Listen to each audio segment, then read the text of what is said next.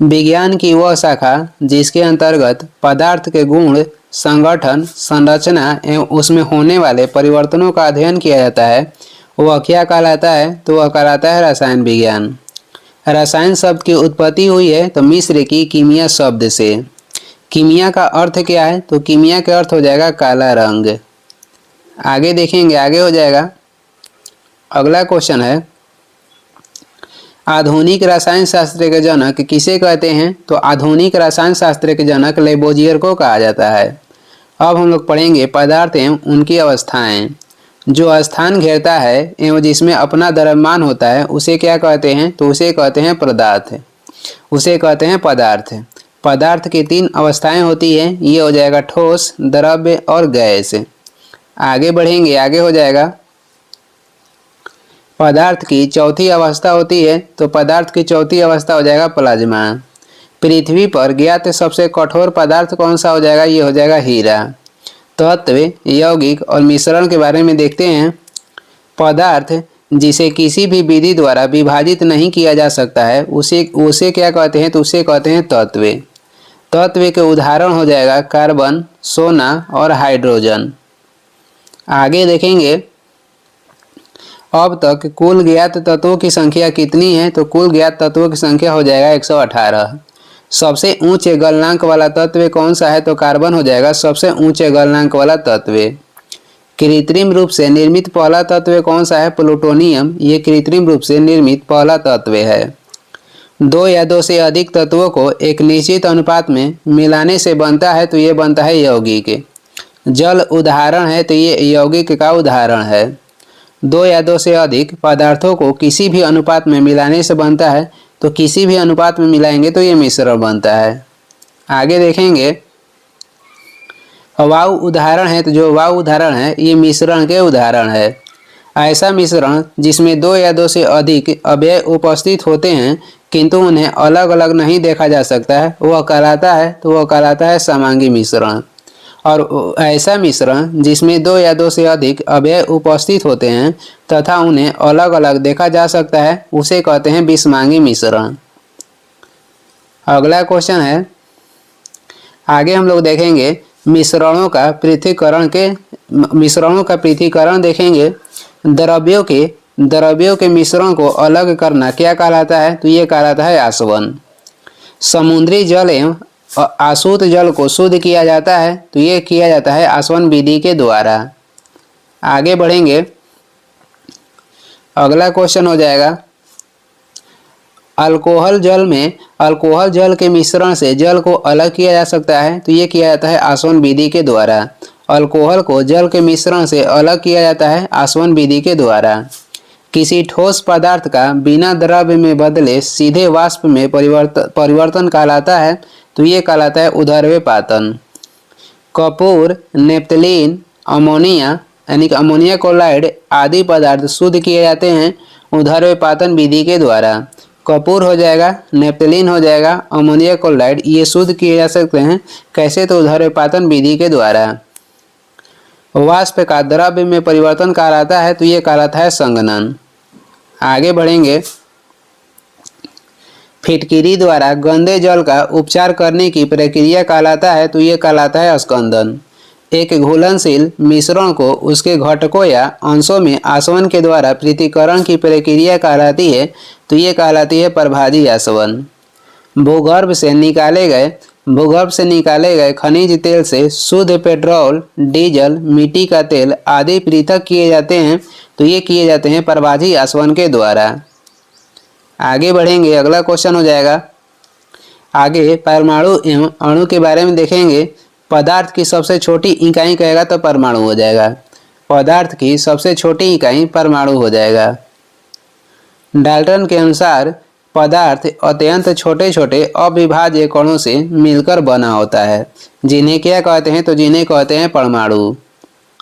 परमाणु सिद्धांत को किसने प्रतिपादित किया था? तो ये किए थे डाल्टन ने 1803 में। आगे हो जाएगा, यौगिक की सबसे छोटी इकाई है, तो यौगिक की सबसे छोटी इकाई हो जाएगा अणु। परमाणु के नाभिक की खोज किसने की थी? तो रदरफोर्ड किए थे। नाभिक की त्रिज्या होती है, नाभिक की त्रिज्या 10 के पावर -15 मीटर होता है और परमाणु की त्रिज्या होती है 10 के पावर -10 मीटर और परमाणु के आकार भी होता है 10 के पावर -15 मीटर। परमाणु मॉडल दिया था तो परमाणु मॉडल दिए थे रदरफोर्ड। आगे हम लोग पढ़ेंगे परमाणु के मौलिक कण के बारे में। परमाणु के 3 मौलिक कण हैं और ये हो जाएंगे इलेक्ट्रॉन, प्रोटॉन एवं न्यूट्रॉन। परमाणु के नाभिक में उपस्थित होता है प्रोटॉन होता है और न्यूट्रॉन होता है। हीलियम के नाभिक में होता है 2 प्रोटॉन और 2 न्यूट्रॉन होता है। आगे देखेंगे प्रोटॉनों एवं न्यूट्रॉनों की कुल संख्या का योग कहलाता है तो ये कहलाता है द्रव्यमान संख्या। एक तत्व के परमाणु में प्रोटॉन या इलेक्ट्रॉन की संख्या कहलाती है तो परमाणु संख्या कहलाती है। नाभिक में उपस्थित प्रोटॉनों की संख्या बराबर होता है तो ये परमाणु की संख्या के बराबर होता है नाभिक में उपस्थित प्रोटॉनों की संख्या। आगे देखेंगे प्रोटॉन का नामकरण किया गया था तो रदरफोर्ड के द्वारा किया गया था। प्रोटॉन के खोज कौन किए थे? गोल्डस्टीन किए थे 1886 में। इलेक्ट्रॉन की खोज किसने किया था? जे थॉमसन ने 1897 में। न्यूट्रॉन की खोज कौन किए थे? जेम्स चैडविक 1932 में। प्रोटॉन होता है तो ये धन आवेशित कण होता है। इलेक्ट्रॉन होता है ऋण आवेशित कण। न्यूट्रॉन होता है तो ये आवेशहीन कण होता है। आगे देखेंगे, आगे हो जाएगा हाइड्रोजन में न्यूट्रॉन होता है तो हाइड्रोजन में जो न्यूट्रॉन होता है ये शून्य होता है। हाइड्रोजन में न्यूट्रॉन नहीं होता है। किसी तत्व के रासायनिक गुण तय करता है तो किसी तत्व के रासायनिक गुण इलेक्ट्रॉनों की संख्या तय करता है। प्रोटॉन का भार इलेक्ट्रॉन के भार के होता है तो ये होता है 1840 गुना। प्रोटॉन और इलेक्ट्रॉन के द्रव्यमान के अनुपात होता है ये होता है 1837:1। आगे देखेंगे इलेक्ट्रॉन का एंटी पार्टिकल होता है तो ये होता है पॉजिट्रॉन। पॉजिट्रॉन है एक यह पॉजिट्रॉन क्या है? तो ये धन आवेशित कण है। पॉजिट्रॉन की खोज किसने किया था? एडरसन ने 1932 में। न्यूट्रिनो है तो द्रव्यमान व आवेश रहित कण है। न्यूट्रिनो की खोज किसने की? पाउली ने 1930 में। फोटोन होते हैं ऊर्जा के बंडल। फोटोन होते हैं तो ऊर्जा के बंडल होते हैं। परमाणु विद्युत के होता है तो परमाणु विद्युत के उदासीन होता है। आगे बढ़ेंगे, आगे हो जाएगा। आगे देखेंगे कक्षा एवं उपकक्षा के बारे में। इलेक्ट्रॉन जिस वृत्ताकार पथ में चक्कर लगाते हैं वह कहलाता है तो वह कहलाता है कक्षा या सेल। कक्षा को निरूपित किया जाता है तो ये K, L, M, N, O, P, Q के द्वारा। नाभिक के समीपस्थ कहेगा तो कौन सा कक्षा है? तो ये हो जाएगा K। आगे देखेंगे समीपस्थ कक्षा की ऊर्जा होती है तो ये होती है सबसे कम। समीपस्थ कक्षा की ऊर्जा जो होता है ये सबसे कम होता है। उपकक्षा को दर्शाया जाता है तो उपकक्षा को दर्शाया जाता है SPDF से। परमाणु के बाह्यतम कक्षा में उपस्थित इलेक्ट्रॉन कहलाता है तो ये कहलाता है संयोजी इलेक्ट्रॉन। परमाणु के बाह्यतम कक्षा में उपस्थित इलेक्ट्रॉन कहलाता है संयोजी इलेक्ट्रॉन। संयोजी इलेक्ट्रॉन की संख्या अधिकतम कितनी हो सकती है? तो अधिकतम हो सकती है 8। आगे देखेंगे परमाणु की भीतरी कक्षा में उपस्थित इलेक्ट्रॉन कहलाता है तो ये कहलाता है कोर इलेक्ट्रॉन। अब हम लोग देखेंगे समस्थानिक एवं समभारी के बारे में। वे तत्व जिनकी परमाणु संख्या समान किंतु परमाणु भार भिन्न भिन्न होते हैं उसे क्या कहते हैं? तो उसे कहते हैं समस्थानिक यानी कि आइसोटोप। वे तत्व जिनकी परमाणु संख्या समान हो किंतु परमाणु भिन्न भिन्न हो तो उसे क्या कहते हैं? तो उसे समस्थानिक कहते हैं। आगे देखेंगे, अगला क्वेश्चन हो जाएगा वे तत्व जिनकी परमाणु जो द्रव्यमान है समान हो किंतु परमाणु क्रमांक भिन्न भिन्न हो उसे कहते हैं समभारिक। वे तत्व जिनकी परमाणु द्रव्यमान समान हो किंतु परमाणु क्रमांक भिन्न भिन्न हो उसे समभारिक कहते हैं। समस्थानिकों की खोज किसने की थी? तो ये किए थे सोडी ने। समस्थानिक फास्फोरस 32 का प्रयोग कहाँ पे किया जाता है? फास्फोरस 32 का प्रयोग करते हैं ल्यूकीमिया या चर्म रोग के उपचार में। ल्यूकीमिया या चर्म रोग के उपचार में। रेडियो समस्थानिक आर्सेनिक 74 का प्रयोग किया जाता है। तो ये ट्यूमर खोजने के लिए रेडियो समस्थानिक आर्सेनिक 74 का प्रयोग किया जाता है। समस्थानिक आयोडीन 131 का प्रयोग होता है। तो थायराइड ग्रंथि के कैंसर के इलाज में समस्थानिक आयोडीन 131 का प्रयोग किया जाता है। समस्थानिक यूरेनियम 235 का प्रयोग होता है। तो चट्टान की आव ज्ञात करने में समस्थानिक यूरेनियम 235 का प्रयोग होता है। आगे देखेंगे सर्वाधिक समस्थानिक वाला तत्व कौन सा है, तो ये हो जाएगा पोलोनियम। रेडियो सक्रियता के बारे में देखेंगे। रेडियो सक्रियता के बारे में देखते हैं। स्वतः विघटित होकर विकिरण उत्सर्जित करने वाले तत्व कहलाते हैं। तो ये कहलाते हैं रेडियो सक्रिय तत्व।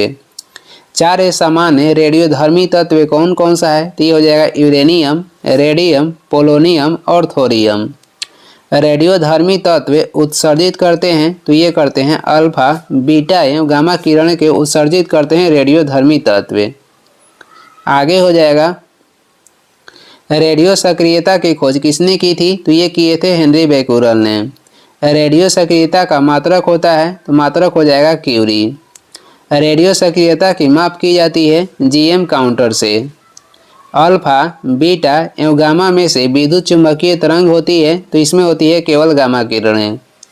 गामा किरणों का नामकरण किसने किया था, गामा किरण के नामकरण किए थे रदरफोर्ड ने। आगे हो जाएगा और गामा किरण की खोज कौन किए थे, हेनरी बेक्यूरेल ने गामा किरण की खोज किए थे और इसका नामकरण किए थे रदरफोर्ड ने। वेधन क्षमता सबसे अधिक तथा तरंगदैर्घ्य सबसे कम किसका होता है, तो गामा किरण का वेधन क्षमता अधिक होता है और तरंगदैर्घ्य सबसे कम होता है। कोबाल्ट 60 है। कोबाल्ट 60 रेडियो एक्टिव समस्थानिक है। कोबाल्ट 60 उत्सर्जित करता है, तो ये गामा किरणें उत्सर्जित करता है। कोबाल्ट 60 से उत्सर्जित गामा किरणों का प्रयोग होता है। तो कैंसर के इलाज में कोबाल्ट 60 से उत्सर्जित गामा किरणों का प्रयोग होता है। आगे देखेंगे रेडियम की खोज किसने की थी, रॉबर्ट पियरी एवं मैडम क्यूरी ने रेडियम के खोज किए थे। रेडियम प्राप्त किया गया था पिंच ब्लेड नामक यूरेनियम अयस्क से। जीवाश्मों का उम्र ज्ञात किया जाता है। तो रेडियो कार्बन डेटिंग विधि से जीवाश्मों का उम्र ज्ञात होता है। आगे देखेंगे पुरानी चट्टानों की आयु का आकलन किया जाता है। तो यूरेनियम डेटिंग विधि से पुरानी चट्टान का आयु का आकलन करते हैं। आगे हो जाएगा अगला क्वेश्चन देखेंगे नाभिकीय विखंडन तथा संलयन के बारे में। भारी नाभिक का 2 लगभग बराबर खंडों में विभक्त होना कहलाता है। तो ये कहलाता है नाभिकीय विखंडन। नाभिकीय विखंडन में ट्रिगर होता है। तो नाभिकीय विखंडन में जो ट्रिगर होता है ये होता है न्यूट्रॉन। अनियंत्रित श्रृंखला अभिक्रिया होती है। तो अनियंत्रित श्रृंखला अभिक्रिया होती है नाभिकीय विखंडन में। अनियंत्रित श्रृंखला अभिक्रिया किसमें होता है, तो नाभिकीय विखंडन में होता है। आगे देखेंगे परमाणु बम का सिद्धांत आधारित है। जो परमाणु बम के सिद्धांत है ये नाभिकीय विखंडन पर आधारित है। परमाणु बम में प्रयोग होने वाला जो तत्व है ये हो जाएगा यूरेनियम 235 और प्लूटोनियम 239। जो हिरोशिमा पे बम गिराया गया था 6 अगस्त 1945 में, उसमें यूरेनियम 235 का प्रयोग किया गया था। जो नागासाकी पे बम गिराया गया था 9 अगस्त 1945 में, उसमें प्लूटोनियम 239 का प्रयोग किया गया था। प्रथम परमाणु बम बनाया गया था रॉबर्ट ओपनहोमर के द्वारा और 1945 में। आगे बढ़ेंगे 2 या 2 से अधिक हल्के नाभिक का आपस में जुड़कर एक भारी और अस्थायी नाभिक बनने की प्रक्रिया कहलाती है। तो ये कहलाती है नाभिकीय संलयन। सूर्य की ऊर्जा का स्रोत है। तो नाभिकीय संलयन ये सूर्य की ऊर्जा का स्रोत है। हाइड्रोजन बम आधारित है। नाभिकीय संलयन क्रिया पे हाइड्रोजन बम आधारित है। हाइड्रोजन बम विकसित किया गया था एडवर्ड टेलर के द्वारा 1952 में हाइड्रोजन बम विकसित किया गया था। आगे देखेंगे आगे हो जाएगा नाभिकीय और परमाणु रिएक्टर। नाभिकीय या परमाणु रिएक्टर होता है तो ये होता है आणविक भट्टी। प्रथम नाभिकीय रिएक्टर बनाया गया था तो एनरिक फर्मी के द्वारा पहली बार नाभिकीय रिएक्टर बनाया गया था 1942 में। कहाँ पे, तो शिकागो में। प्रथम भारतीय नाभिकीय भट्टी या नाभिकीय रिएक्टर का नाम क्या है, तो ये हो जाएगा अप्सरा, जिसका स्थापना हुआ था 1956 में। आगे बढ़ेंगे, नाभिकीय रिएक्टर में मंदक के रूप में प्रयोग किया जाता है। तो मंदक के रूप में प्रयोग करते हैं ग्रेफाइट या भारी जल का।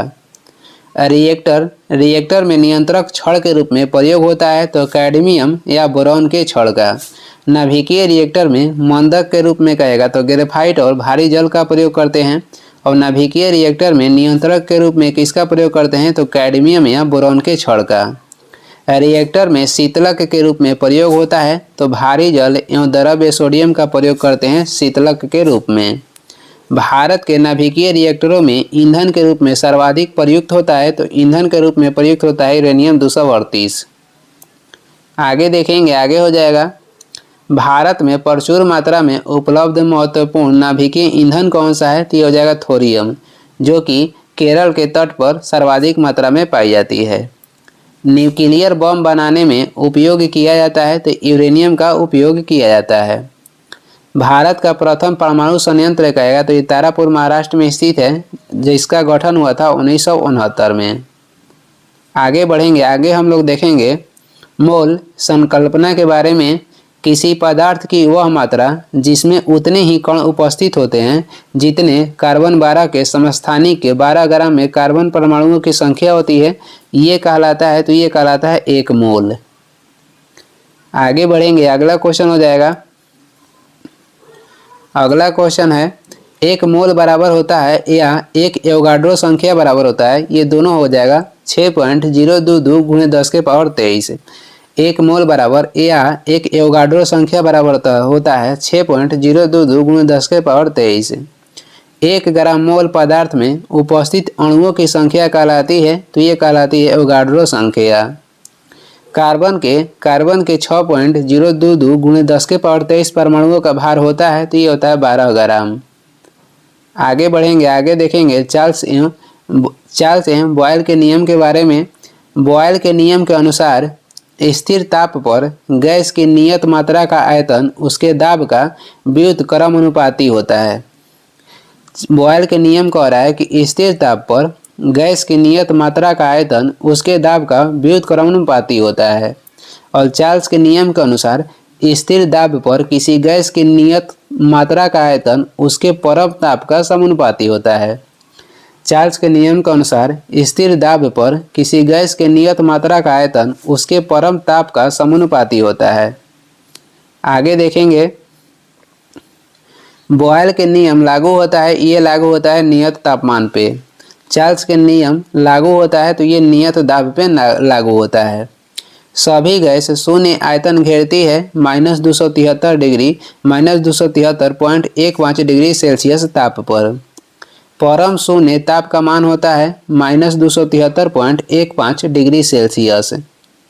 आगे बढ़ेंगे, आगे हो जाएगा, सामान्य ताप व दाब पर गैसों के 1 ग्राम अणु का आयतन होता है तो 22.4 लीटर होता है। एक गैस जो बॉयल के नियम, चार्ल्स के नियम तथा एवोगाड्रो के नियम का पूर्णतः पालन करती है ये कहलाती है तो ये कहलाती है आदर्श गैस। आदर्श गैस की ऊर्जा निर्भर करती है तो गैस की मोलों की संख्या पे आदर्श गैस की ऊर्जा निर्भर करती है। आदर्श गैस की जो ऊर्जा है ये गैस की मोलों की संख्या पर निर्भर करती है। आगे देखेंगे, आदर्श गैस समीकरण है तो ये PV बराबर nRT का ये आदर्श गैस के समीकरण हो जाएगा। गैसीय समीकरण PV बराबर nRT में R क्या प्रदर्शित करता है तो ये एक मोल गैस को प्रदर्शित करता है। भौतिक एवं रासायनिक परिवर्तन के बारे में देखते हैं। भौतिक परिवर्तन में पदार्थ के भौतिक अवस्था में परिवर्तन होता है, उसके रासायनिक गुण एवं अवस्था में नहीं। भौतिक परिवर्तन में क्या होता है कि पदार्थ के भौतिक अवस्था में परिवर्तन होता है, उसके रासायनिक गुण एवं अवस्था में नहीं। और रासायनिक परिवर्तन में क्या होता है देखते हैं। रासायनिक परिवर्तन में एक नया पदार्थ प्राप्त होता है जो मूल पदार्थों से रासायनिक एवं भौतिक गुणों में पूर्णतः भिन्न होता है। दूध से दही जमना, लोहे पर जंग लगना, मोमबत्ती का जलना तथा अपघटन ये किसका उदाहरण है तो ये सभी रासायनिक परिवर्तन के उदाहरण है। आगे हो जाएगा, शक्कर का पानी में घुलना, जल का वाष्प में परिवर्तन, पानी का जमकर बर्फ बनना, ये सभी किसका उदाहरण है? तो ये सभी हो जाएगा भौतिक परिवर्तन के उदाहरण। और भी है, दूध से क्रीम अलग करना, दही से मक्खन निकालना, उदरपातन तथा मोम का गलना, ये किसका उदाहरण है? तो ये सभी हो जाएगा भौतिक परिवर्तन का। जल अपघटन में ऊर्जा उत्पन्न होती है, तो जल अपघटन में जो ऊर्जा उत्पन्न होती है ये ऊष्मा के रूप में उत्पन्न होती है। ऑक्सीकरण एवं अवकरण के बारे में देखेंगे। वे अभिक्रियाएं जिनमें पदार्थ ऑक्सीजन या विद्युत ऋणात्मक तत्वों से संयोग करता है कहलाता है, तो ये कहलाता है ऑक्सीकरण। वे अभिक्रियाएं जिनमें पदार्थ ऑक्सीजन या विद्युत ऋणात्मक तत्वों से संयोग करता है वे कहलाता है, तो वे कहलाता है ऑक्सीकरण। लोहे पर जंग लगना, चांदी पर काली परत तथा तांबे पर हरी परत चढ़ना, ये ऑक्सीकरण का उदाहरण है। आगे बढ़ेंगे। तत्व या यौगिक द्वारा रासायनिक अभिक्रिया में इलेक्ट्रॉन त्यागने की प्रक्रिया कहलाती है, तो ये कहलाती है ऑक्सीकरण। तत्व या यौगिक रासायनिक अभिक्रिया में इलेक्ट्रॉन ग्रहण करने या प्राप्त करने की प्रवृत्ति कहलाती है, तो ये कहलाती है अवकरण या अपचयन। आगे देखेंगे। पुरानी किताबों का कागज भूरा हो जाता है, तो ये सेलुलोज के अवकरण के कारण होता है। जब एक पदार्थ इलेक्ट्रॉन का त्याग करता है तभी उसे दूसरा ग्रहण करता है, तो ऐसी अभिक्रिया कहलाती है, तो ये कहलाती है रेडॉक्स अभिक्रिया। जब एक पदार्थ इलेक्ट्रॉन त्याग करता है तभी उसे दूसरा ग्रहण करता है, तो ऐसी अभिक्रिया कहलाती है रेडॉक्स अभिक्रिया। जंग लगना उदाहरण है, ये रेडॉक्स अभिक्रिया का उदाहरण हो जाएगा। आगे देखेंगे। श्वसन में शर्करा का होता है, तो श्वसन में शर्करा के ऑक्सीकरण होता है। और श्वसन क्रिया में निर्माण होता है, तो श्वसन क्रिया में ऊर्जा के निर्माण होता है। अब हम लोग देखेंगे धातु एवं उनके गुण के बारे में। धातुएं होती है तो धातु ऊष्मा एवं विद्युत के सुचालक होता है। धातु ऊष्मा एवं विद्युत के सुचालक होता है। धातुओं का घनत्व एवं गलनांक होता है, तो ये दोनों होता है ऊंचे। आगे देखेंगे।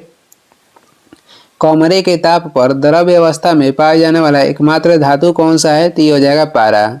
कमरे के ताप पर द्रव्य अवस्था में पाए जाने वाला एकमात्र धातु हो जाएगा पारा। परमाणु क्रमांक कहेगा तो 80 हो जाएगा। और क्विक सिल्वर किसे कहते हैं? तो पारा को ही क्विक सिल्वर कहा जाता है। पारा का निष्कर्षण किया जाता है, तो पारा का निष्कर्षण होता है सीने बार से। सबसे हल्की धातु कहेगा तो लिथियम हो जाएगा, और सबसे भारी धातु कहेगा तो ओस्मियम हो जाएगा। सबसे कठोर धातु कौन सा है? तो प्लेटिनम। प्लेटिनम सबसे कठोर धातु है। सफ़ेद सोना कहा जाता है, प्लेटिनम को सफ़ेद सोना कहते हैं, और ये सबसे कठोर धातु है। सबसे विषैली धातु कहेगा तो प्लूटोनियम हो जाएगा। प्लूटोनियम ये सबसे विषैली धातु है। धातुओं का निष्कर्षण होता है तो अयस्क से होता है। सर्वाधिक प्रत्ययस्थ धातु कौन सा है? तो ये हो जाएगा स्टील। पृथ्वी की भूपटल में प्रचुर मात्रा में पाए जाने वाला धातु कहेगा तो एल्युमिनियम हो जाएगा। दूसरा स्थान पे लोहा है।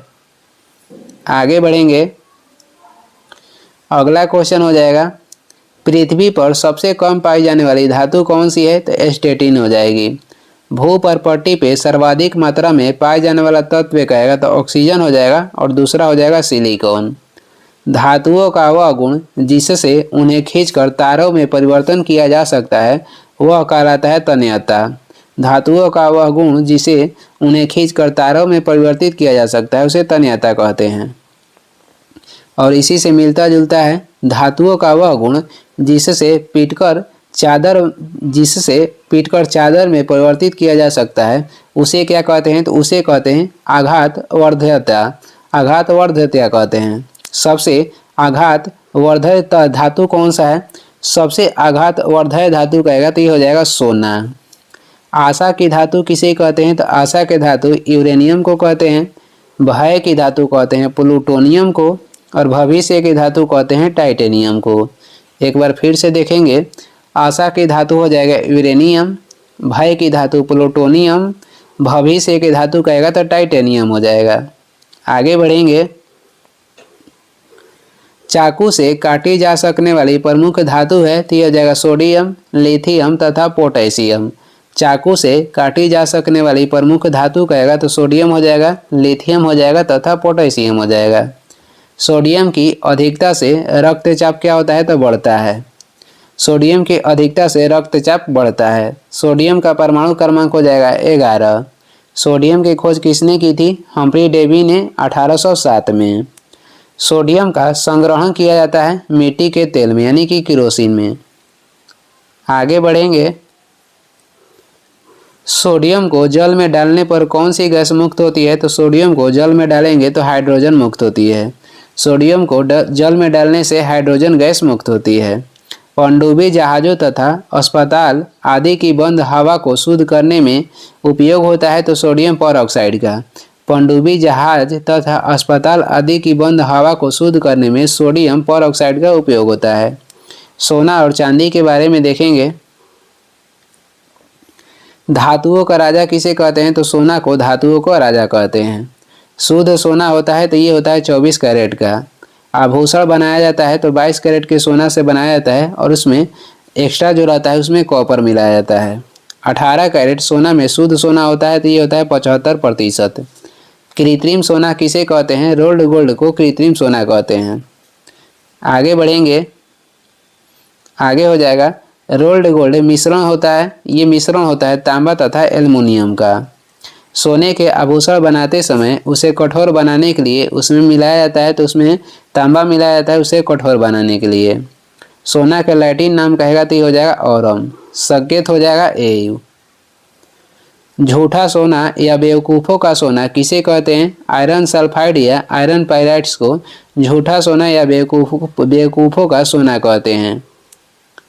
सोने को घोला जा सकता है तो सोने को घोला जा सकता है सल्फ्यूरिक तथा नाइट्रिक एसिड के मिश्रण में। चांदी के लैटिन नाम कहेगा तो हो जाएगा अर्जेंटिनम। अर्जेंटम हो जाएगा चांदी के लैटिन नाम। संकेत एजी है। विद्युत एवं ऊष्मा का सर्वोत्तम चालक कहेगा तो चांदी हो जाएगा। विद्युत एवं ऊष्मा के सर्वोत्तम चालक चांदी हो जाएगा। ऊष्मा का न्यूनतम संचालक होता है तो ये होता है शीशा का। ऊष्मा का न्यूनतम संचालन किसमें होता है? शीशा में ऊष्मा के न्यूनतम संचालन होता है। आगे बढ़ेंगे। हॉर्न सिल्वर कौन कहलाता है? तो हॉर्न सिल्वर कहते हैं सिल्वर क्लोराइड को। कृत्रिम वर्षा के लिए प्रयोग में लाया जाता है सिल्वर आयोडाइड का प्रयोग करते हैं कृत्रिम वर्षा में। मतदान के समय मतदाताओं की अंगुली पर निशाना लगाया जाता है सिल्वर नाइट्रेट का। आगे बढ़ेंगे। आगे हो जाएगा। कागज पर पुराने उंगलियों के चिन्हों को किससे विकसित किया जा सकता है? तो सिल्वर नाइट्रेट के घोल से। कागज पर पुराने उंगलियों के चिन्हों को किससे विकसित किया जा सकता है? सिल्वर नाइट्रेट के घोल से। सोना और चांदी के शुद्धिकरण में प्रयोग किया जाता है नाइट्रिक अम्ल का। सोना और चांदी के शुद्धिकरण में प्रयोग किया जाता है नाइट्रिक अम्ल का। इसका सूत्र हो जाएगा HNO3। चांदी की सतह को काला कर देती है ओजोन गैस। चांदी की सतह को काला कर देती है। आगे बढ़ेंगे। अधातुएं एवं उसके गुण के बारे में देखेंगे। अधातुएं होती है अधातुएं विद्युत एवं ऊष्मा की कुचालक होती है और अपवाद में इसमें हो जाएगा ग्रेफाइट। अपवाद में ग्रेफाइट हो जाएगा। कमरे के ताप पर द्रव्य अवस्था में पाए जाने वाला एकमात्र अधातु कौन सा है? तो ब्रोमीन। वही धातु कहेगा। धातु कौन सा हो जाएगा? तो धातु होता है पारा। पीड़ानाशक के रूप में उपयोग होता है तो पीड़ानाशक के रूप में ब्रोमीन का उपयोग होता है। आगे देखेंगे। ठोस वाष्पशील अधातु है। ठोस वाष्पशील अधातु हो जाएगा आयोडीन। किस अधातु में धातुई चमक पाई जाती है? आयोडीन में धातुई चमक पाई जाती है। ये अधातु होते हुए भी इसमें धातुई चमक पाई जाती है। सबसे भारी गैसीय अधातु कहेगा तो ये जाएगा रेडॉन। रेडॉन जो है अक्रिय गैस है और ये सबसे भारी है और ये वायुमंडल में नहीं पाया जाता है। क्वेश्चन भी आता है कि कौन सा कह रहा है कि अक्रिय गैस जो कि वायुमंडल में नहीं पाया जाता है तो ये हो जाएगा रेडॉन। और वायुमंडल में नाइट्रोजन का प्रतिशत कितनी है? तो 78% है और ये सर्वाधिक मात्रा में पाया जाता है। और वायुमंडल गर्म होता है तो वायुमंडल संवहन विधि द्वारा गर्म होता है। आगे देखेंगे। नाइट्रोजन स्थिरीकरण में भाग लेता है तो राइजोबियम नाइट्रोजन स्थिरीकरण में भाग लेता है। राइजोबियम पाया जाता है दलहनी पौधे की जड़ों में राइजोबियम पाया जाता है। कृत्रिम गर्भधान के लिए बैल या सांड के वीर्य को रखा जाता है, तो ये रखा जाता है द्रव्य नाइट्रोजन में। आगे देखेंगे, आगे हो जाएगा अमोनिया यानी कि NH3 नाइट्रोजन का यौगिक है। अमोनिया का निर्माण किया जाता है, हाइबर विधि के द्वारा अमोनिया का निर्माण होता है। रेफ्रिजरेटर में जल को ठंडा करने के लिए प्रयोग किया जाता है अमोनिया गैस का। रेफ्रिजरेटर में जल को ठंडा करने के लिए किसका प्रयोग करते हैं? अमोनिया गैस का। आगे बढ़ेंगे, आगे हो जाएगा श्वेत या पीला फास्फोरस को स्वतः जलने से बचाने के लिए इसे कहाँ रखा जाता है? तो इसे रखा जाता है जल में डुबाकर। श्वेत या पीला फास्फोरस को स्वतः जलने से बचाने के लिए इसे कहाँ पे रखा जाता है? तो जल में डुबाकर रखा जाता है। दिया सलाई में प्रयोग होता है, तो दिया सलाई में प्रयोग होता है लाल फास्फोरस का। युद्ध के समय धुएं का पर्दा बनाने के लिए किसका प्रयोग किया जाता है? युद्ध के समय धुएं का पर्दा बनाने के लिए किसका प्रयोग करते हैं? तो फास्फिन का प्रयोग करते हैं। आगे बढ़ेंगे, आगे हो जाएगा चूहा के विष के रूप में उपयोग होता है, तो चूहा के विष के रूप में जिंक फास्फाइड का प्रयोग होता है। सड़े हुए अंडे के समान गंध आती है, तो सड़े हुए अंडे के समान गंध आती है किस गैस से? तो ये आती है हाइड्रोजन सल्फाइड गैस से। वही सड़ी मछली जैसा गंध किससे आता है? तो ओजोन गैस से सड़ी मछली जैसा गंध आता है। कृत्रिम सुगंधित पदार्थ बनाने के लिए प्रयोग किया जाता है, तो कृत्रिम सुगंधित पदार्थ बनाने के लिए एथिल एसीटेट का प्रयोग करते हैं। डबल रोटी बनाने में प्रयोग होता है, तो इसमें होता है ईस्ट का। बेकरी में ब्रेड बनाने के लिए ईस्ट का उपयोग किया जाता है ब्रेड को मुलायम और लचीला बनाने के लिए। आगे बढ़ेंगे, आगे हो जाएगा मिल्क ऑफ मैग्नीशिया कहलाता है, तो मिल्क ऑफ मैग्नीशिया को मैग्नीशियम हाइड्रोक्साइड कहते हैं। पेट की अम्लीयता को कम करने के लिए प्रयोग किया जाता है, तो पेट की अम्लीयता को कम करने के लिए मैग्नीशियम हाइड्रोक्साइड का प्रयोग करते हैं और इसे मिल्क ऑफ मैग्नीशियम कहते हैं। कार्बन और उनके यौगिक के बारे में देखेंगे। कार्बन होता है, तो जो कार्बन होता है ये एक अधातु है। कार्बन का परमाणु संख्या कितना है? तो ये हो जाएगा 6। कार्बन में संयोजी इलेक्ट्रॉन की संख्या कितना होता है? तो कार्बन में संयोजी इलेक्ट्रॉन की संख्या 4 होता है। आगे देखेंगे, आगे हो जाएगा कार्बन का परमाणु भार होता है, तो ये होता है 12 है। वैसे पदार्थ जिनके रासायनिक गुण समान एवं भौतिक गुण भिन्न भिन्न हो कहलाता है, तो ये कहलाता है अपरूप। वैसे पदार्थ जिनके रासायनिक गुण समान हो एवं जो भौतिक गुण हो ये भिन्न हो, उसे क्या कहते हैं? तो उसे अपरूप कहते हैं। कार्बन के 2 अपरूप हैं, ये हो जाएगा हीरा और ग्रेफाइट। हीरा का आपेक्षिक घनत्व तथा अपवर्तनांक होता है, तो हीरा के आपेक्षिक घनत्व होता है 3.52 और इसका अपवर्तनांक होता है 2.417। हीरा का आकार कैसा होता है? तो ये होता है चतुष्कोणीय। हीरा का जो आकार है ये होता है चतुष्कोणीय। 1 कैरेट हीरा बराबर होता है तो 200 मिलीग्राम के बराबर। 1 कैरेट हीरा बराबर होता है तो 200 मिलीग्राम के बराबर। हीरा का उपयोग होता है कांच के काटने में, हीरा का उपयोग होता है। आगे देखेंगे ग्रेफाइट होती है, तो ग्रेफाइट विद्युत का सुचालक होती है। ग्रेफाइट की रचना होती है, तो ये होती है षटफलकीय। ग्रेफाइट की जो रचना होती है ये होता है षटफलकीय। ग्रेफाइट का उपयोग किया जाता है, तो ग्रेफाइट का उपयोग भारी मशीन में स्नेहक के रूप में करते हैं। काला शीशा किसे कहते हैं? तो काला शीशा कहलाता है ग्रेफाइट। पेंसिल का लेड बना होता है, तो ये बना होता है ग्रेफाइट का। संसार के सभी जैव पदार्थ बने होते हैं, तो संसार के सभी जैव पदार्थ कार्बन यौगिक के बने होते हैं। सभी कार्बन यौगिक का प्रमुख जो अवयव होता है ये होता है कार्बन। आगे देखेंगे, आगे हो जाएगा खनिज एवं अयस्क के बारे में देखेंगे। पृथ्वी तल के नीचे पाए जाने वाला प्राकृतिक पदार्थ कहलाता है, तो ये कहलाता है खनिज। वे खनिज जिनसे धातुओं को आसानी से प्राप्त किया जाता है कहलाता है, तो ये कहलाता है अयस्क। अयस्क में उपस्थित अशुद्धि कहलाता है, तो ये कहलाता है गैंग। खनिजों एवं अयस्कों से धातुओं का निष्कर्षण कहलाता है, तो ये कहलाता है धातु क्रम। खनिजों एवं अयस्कों से धातुओं के निष्कर्षण को क्या कहते हैं? तो धातु क्रम कहते हैं। अयस्क में उपस्थित अशुद्धि को कहते हैं गैंग, और वे खनिज जिनसे धातुओं को आसानी से प्राप्त किया जा सकता है उसे कहते हैं अयस्क। आगे देखेंगे, अगला क्वेश्चन हो जाएगा। अगला क्वेश्चन है एल्युमिनियम का निष्कर्षण होता है तो ये होता है बॉक्साइट अयस्क से। तांबा का निष्कर्षण होता है तो कॉपर पाइराइट से तांबा का निष्कर्षण होता है। लोहा के अयस्क है तो लोहा के अयस्क हो जाएगा हेमेटाइट, मैग्नेटाइट और सीडेराइट। भारत में सबसे अधिक लोहा का अयस्क मिलता है हेमेटाइट, जिसका सूत्र हो जाएगा Fe2O3। लोहा का निष्कर्षण होता है तो हेमेटाइट से। जास्ता यानी जिंक प्राप्त होता है तो कैलामाइन अयस्क से। सीने बार अयस्क है तो ये पारा का अयस्क है। कैल्शियम, पोटेशियम, कैडमियम का अयस्क हो जाएगा तो कैल्शियम का हो जाएगा डोलोमाइट, पोटेशियम का हो जाएगा नाइटर और कैडमियम का हो जाएगा ग्रीनोकाइट। कैल्शियम के है डोलोमाइट, कैल्शियम और मैग्नीशियम ये दोनों के डोलोमाइट होता है। पोटेशियम का हो जाएगा नाइटर, कैडमियम का हो जाएगा ग्रीनोकाइट।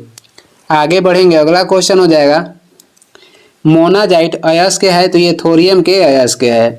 हॉर्न सिल्वर अयस्क है, हॉर्न सिल्वर ये चांदी का अयस्क है। हॉर्न सिल्वर कहलाता है तो सिल्वर क्लोराइड को हॉर्न सिल्वर कहते हैं। चांदी का निष्कर्षण होता है तो ये होता है अर्जेंटाइट से। यूरेनियम का निष्कर्षण होता है तो ये होता है पिच ब्लेड से। यूरेनियम के खोज किसने किया था? कलाप्रोथ ने किए थे 1789 में। पृथ्वी पर पाए जाने वाला यूरेनियम कौन सा है तो ये हो जाएगा यूरेनियम 238। यूरेनियम का उपयोग होता है तो परमाणु ऊर्जा के उत्पादन में और इसमें ईंधन के रूप में यूरेनियम 238 का ही प्रयोग करते हैं। क्वार्ट्ज एक रूप है तो ये सिलिकॉन डाइऑक्साइड का ये रूप है।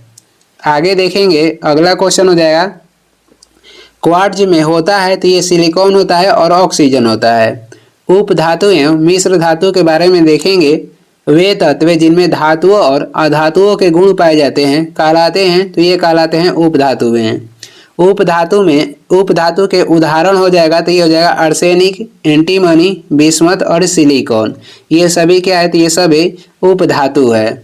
आगे देखेंगे, पीतल मिश्र धातु है तो ये तांबा और जस्ता का। सोल्डर जिसे टाका कहते हैं तो ये सीसा और टीन का मिश्रण है। कांसा कहेगा तो ये हो जाएगा तांबा और टीन। ये कांसा जो है तांबा और टीन का मिश्रण है। जर्मन सिल्वर मिश्र धातु है तो जर्मन सिल्वर ये तांबा, निकेल और जास्ता का मिश्र धातु है। यहाँ पर जेडन होगा यानी कि जास्ता, टीन के स्थान पे ये होगा जेडन। जो जर्मन सिल्वर है ये कॉपर के है, निकेल के है और जेडन के मिश्र धातु है। और वही गन मेटल कहेगा तो इसमें हो जाएगा तांबा, जास्ता और टीन। ये दोनों में तांबा और जास्ता कॉमन है, केवल जर्मन सिल्वर में टीन का स्थान पर निकेल हो जाता है। तो आपसे देख लीजिएगा जो जर्मन सिल्वर मिश्र धातु होता है ये तांबा का होता है, जास्ता का होता है और निकेल का होता है। गन मेटल में निकेल का स्थान पे टीन हो जाता है, यानी कि तांबा, जास्ता और टीन। यहाँ पे गलत दिया था। बेल मेटल मिश्र धातु है तो ये तांबा और टीन का। डच मेटल मिश्र धातु है तो ये तांबा और जास्ता का। आगे बढ़ेंगे, गन पाउडर या बारूद किसका मिश्रण है तो यह सल्फर का, चारकोल का एवं पोटेशियम नाइट्रेट का। स्टेनलेस स्टील मिश्र धातु है तो ये लोहा का है, क्रोमियम के है, मैग्नीज का है, कार्बन एवं निकेल का है। अमलगम का मिश्र धातु है तो ये पारा एवं अन्य धातुओं का ये क्या है तो मिश्र धातु है। आगे देखेंगे, आगे हो जाएगा, अगला क्वेश्चन है पारा किस धातु के साथ अमलगम नहीं बनाता है तो पारा आयरन के साथ यानी कि लोहा के धातु के साथ अमलगम नहीं बनाता है। इसीलिए पारा को कहाँ पे रखा जाता है तो लोहे के पात्र में। स्टील एवं लोहा के बारे में देखेंगे। स्टील मिश्र धातु है तो ये लोहा और कार्बन के मिश्र धातु है। जो स्टील होता है ये लोहा और कार्बन के मिश्र धातु होता है। आगे देखेंगे, स्टील को कठोरता प्रदान करने के लिए उसमें बढ़ाई जाती है तो उसमें कार्बन की मात्रा बढ़ाई जाती है स्टील को कठोरता प्रदान करने के लिए। कहेगा कि स्टील यानी कि इस्पात में कार्बन की प्रतिशत कितनी होती है तो ये होती है 0.1 से 1.5%। स्टील का निर्माण होता है तो बेसेमर विधि से, सीमेंस विधि एवं विद्युत विधि से।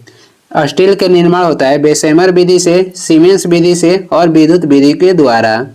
आगे देखेंगे, अगला क्वेश्चन हो जाएगा जंग रहित लोहा या स्टेनलेस स्टील बनाने के लिए प्रयुक्त महत्वपूर्ण जो धातु है ये हो जाएगा क्रोमियम। जंग लगने पर लोहे का भार क्या होता है तो बढ़ जाता है। लोहे में जंग लगने के लिए आवश्यक है तो ऑक्सीजन एवं नमी।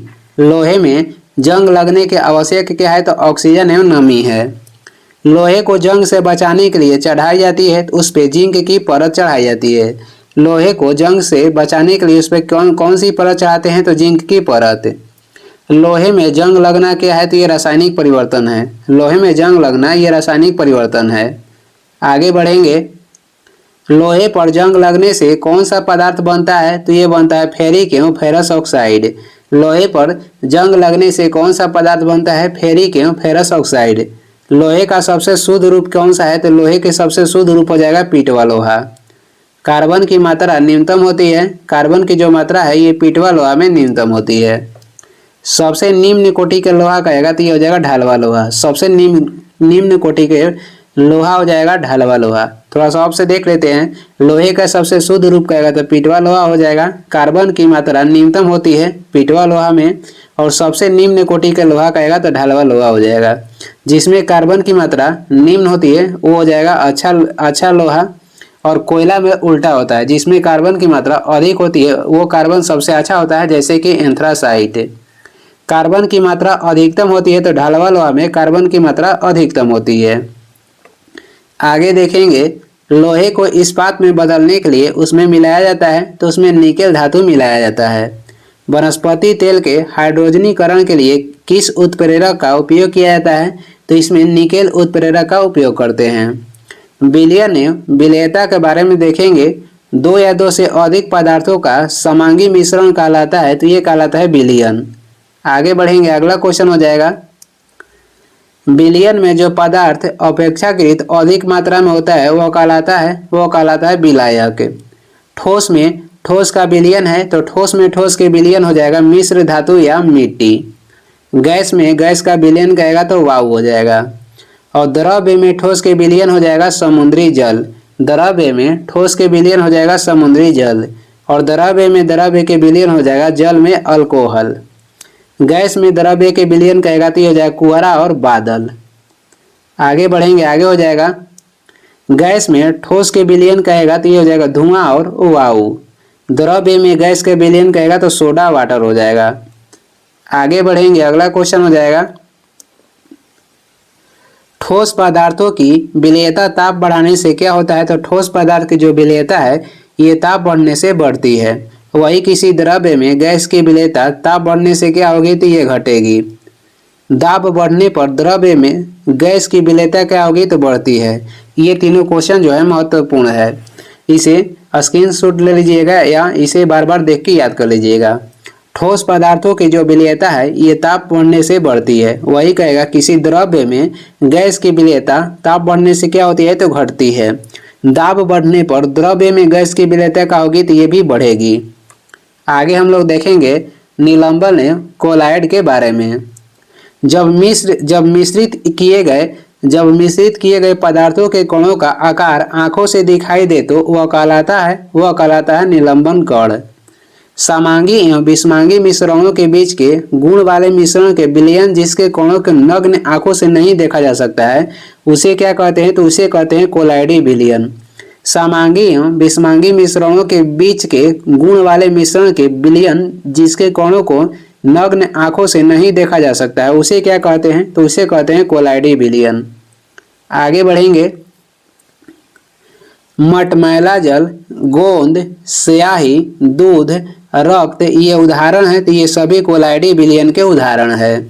निलंबन कणों के जो आकार होता है ये होता है 10⁻² सेंटीमीटर से 10⁻⁴ सेंटीमीटर तक, और कोलाइडी कणों के जो आकार होता है 10⁻5 सेंटीमीटर से 10⁻7 सेंटीमीटर तक। पायस ये कोलाइड होता है तो ये द्रव्य में द्रव्य का जो पायस कोलाइड है ये द्रव्य में द्रव्य के उदाहरण है। दूध कोल्ड ड्रिंक होता है ये तो ये पायस के उदाहरण होता है। पायस को इमल्सन भी कहते हैं। आगे देखेंगे तत्वों का वर्गीकरण के बारे में जानेंगे। तत्वों का सबसे पहले वर्गीकरण किया गया था डोब्रेनर के द्वारा। तत्व के सबसे पहले वर्गीकरण किया गया था।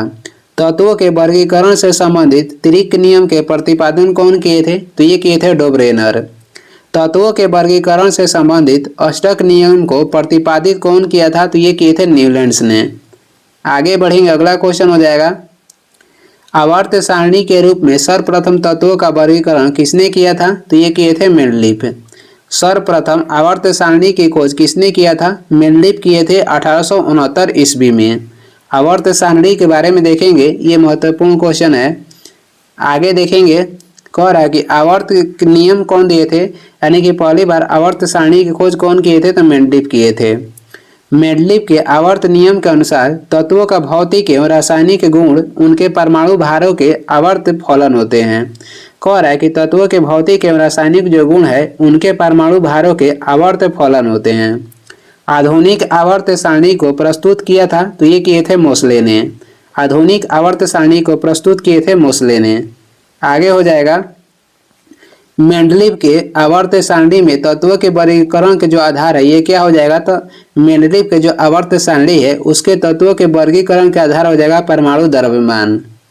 आगे बढ़ेंगे, अगला क्वेश्चन देखेंगे। आगे हो जाएगा, और आधुनिक आवर्त सारणी में तत्वों के वर्गीकरण के जो आधार है ये हो जाएगा परमाणु संख्या, जो कि मोसले का है। आवर्त सारणी के उदर्ग तथा क्षैतिज स्तंभों को क्या कहते हैं? उदर्ग को कहते हैं क्या? तो इसे वर्ग कहते हैं। और क्षैतिज स्तंभ को क्या कहते हैं? तो इसे कहते हैं आवर्त। मेंडलीव आवर्त सारणी में वर्गों तथा आवर्त की संख्या कितनी है? तो मेंडलीव की आवर्त सारणी में वर्ग की संख्या हो जाएगा 9 और आवर्त की संख्या हो जाएगा 7। और वही आधुनिक आवर्त सारणी में वर्ग तथा आवर्त की संख्या कितनी है? आधुनिक में हो जाएगा 18 वर्ग और आवर्त 7, जो कि मोसले ने दी थी। आधुनिक आवर्त सारणी में तत्वों की व्यवस्थित किया गया है तो बढ़ते हुए परमाणु संख्या में। आवर्त सारणी में कुल तत्वों की संख्या कितनी है? तो कुल तत्वों की संख्या हो जाएगा 118। आवर्त सारणी में धातुओं की संख्या कितनी है? तो ये हो जाएगा 91। आवर्त सारणी में अधातुओं की संख्या कितनी हो जाएगी? तो ये हो जाएगी 27। आवर्त सारणी में गैसों की कुल संख्या कितनी है? तो गैसों की कुल संख्या हो जाएगा 11। आवर्त सारणी में सर्वाधिक गैस वाला वर्ग कहेगा तो 0 वर्ग या 18वां वर्ग। आवर्त सारणी में सर्वाधिक गैस वाला वर्ग हो जाएगा 0 वर्ग या 18वां वर्ग। आगे बढ़ेंगे, अगला क्वेश्चन हो जाएगा, उत्कृष्ट गैसों को आवर्त सारणी के किस वर्ग में रखा गया है? तो ये रखा गया है 18वां वर्ग में। आवर्त सारणी का पहला तत्व कौन सा है? तो ये हो जाएगा हाइड्रोजन। आवर्त सारणी में अधातुओं को किस ओर स्थान दिया गया है? अधातुओं को दिया गया है दाहिनी ओर। आवर्त सारणी में अधातुओं को किस ओर स्थान दिया गया है? तो ये दिया गया है दाहिनी ओर। आवर्त सारणी को कितने ब्लॉकों में बांटा गया है? तो ये बांटा गया है 4 ब्लॉक में, और ये हो जाएगा S, P, D और F। अक्रिय गैस हीलियम किस ब्लॉक का सदस्य है? तो अक्रिय गैस हीलियम जो है ये S ब्लॉक का सदस्य है। आगे देखेंगे, और हीलियम को छोड़कर सभी अक्रिय गैस के किस ब्लॉक में के सदस्य हैं? हीलियम को छोड़कर सभी जो अक्रिय गैस है ये P ब्लॉक के सदस्य हैं। किस वर्ग के तत्वों को मुद्रा धातु कहते हैं? तो वर्ग बी के तत्वों को मुद्रा धातु कहते हैं। और किस वर्ग के तत्वों को इलेक्ट्रॉन बंधुता उच्च होती है? तो वर्ग 7 के तत्वों का जो इलेक्ट्रॉन बंधुता है ये उच्च होता है। सबसे अधिक इलेक्ट्रॉन बंधुता वाला होती है तो सबसे अधिक इलेक्ट्रॉन बंधुता पाई जाती है क्लोरीन में। आगे देखेंगे,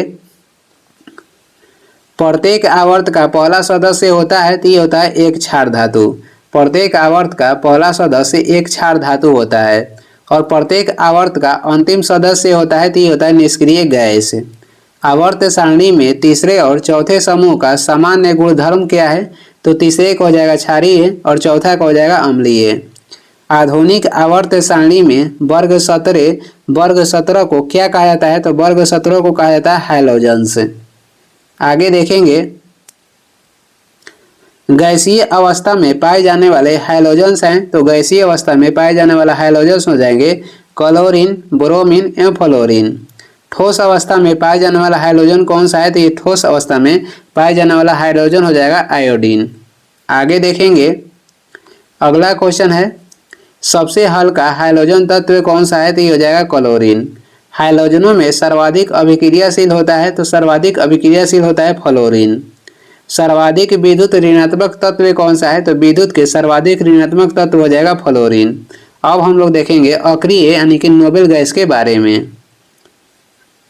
आवर्त सारणी के समूह 18 में रखे गए तत्वों को क्या कहा जाता है? तो इसे कहते हैं अक्रिय गैस। अक्रिय गैस का अन्य नाम क्या है? तो ये हो जाएगा उत्कृष्ट गैस या नोबेल गैस। अक्रिय गैस के अन्य नाम हो जाएगा उत्कृष्ट गैस या नोबेल गैस। निष्क्रिय गैस का गलनांक होता है तो ये होता है सबसे कम। निष्क्रिय गैस के गलनांक सबसे कम होता है। अक्रिय गैस की खोज किसने की थी? रैले और रैमजे ने। आगे देखेंगे अक्रिय गैसों की कुल संख्या कितनी है? तो ये हो जाएगा 6।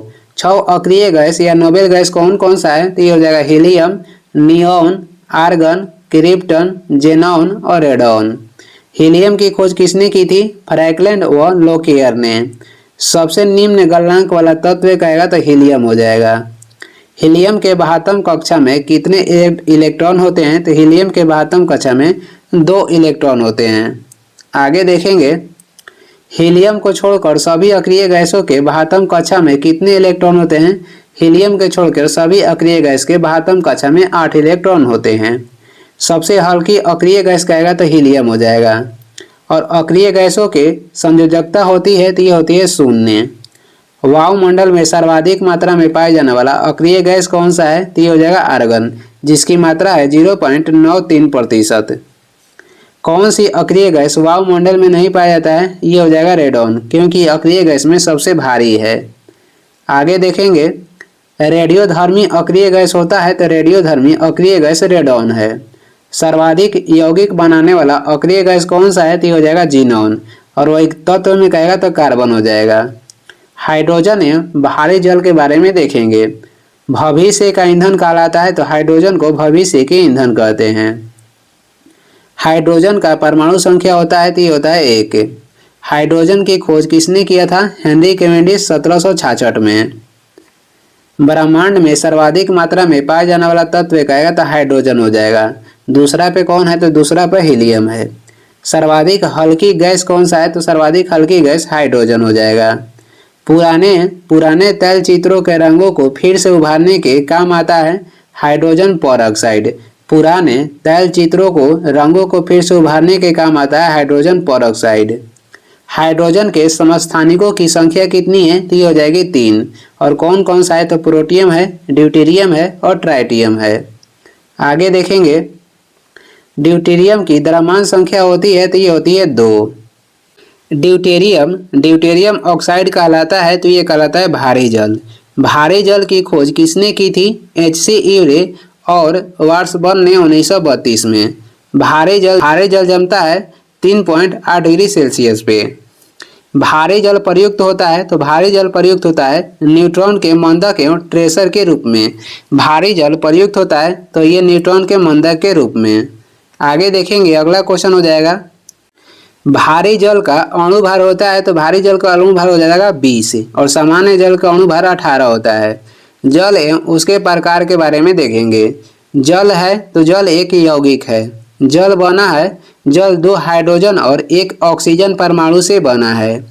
जल में हाइड्रोजन और ऑक्सीजन का भार का अनुपात कहेगा तो ये हो जाएगा 1:8।